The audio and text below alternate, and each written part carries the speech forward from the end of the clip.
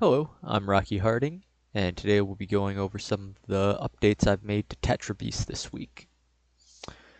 The first few changes I made is I added a glass texture overlay for my different bars here, the special gauge, the enemy's HP, and the reserved gauge.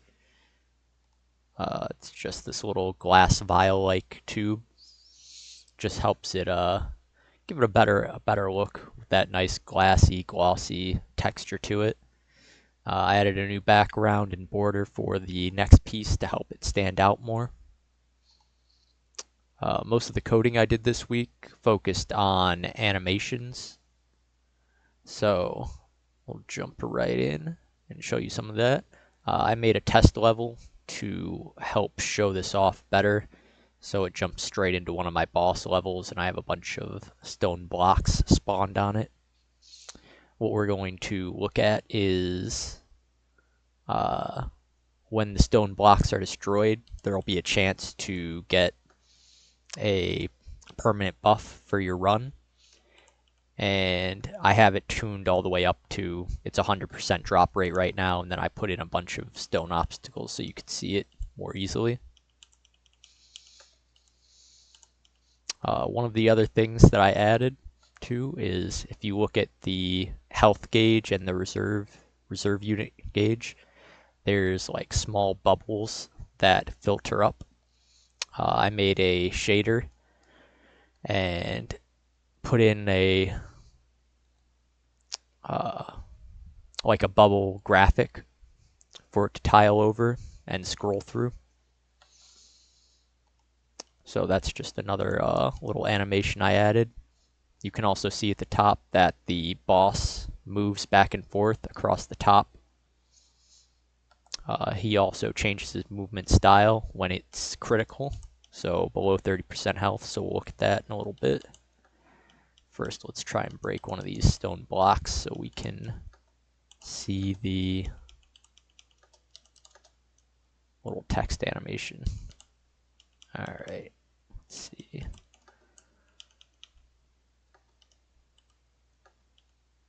Oh, good, a bomb. So as you can see, it shows the name of the buff that was selected from a random pool. I have the rarities changed as well. They're turned up right now. Normally it would only drop common. I can tell that the buffs that I got were epic rarity because of the colors that showed up. Each buff that's dropped from a stone obstacle alternates between two colors, and it does like a pulse scaling effect as it floats up and then fades away after 2.5 seconds. You can also see that I first of all, I changed some of the titles for the buffs because some of them were just way too long, just too many characters, and that was part of the problem with why I couldn't get it to fit in my little prefab.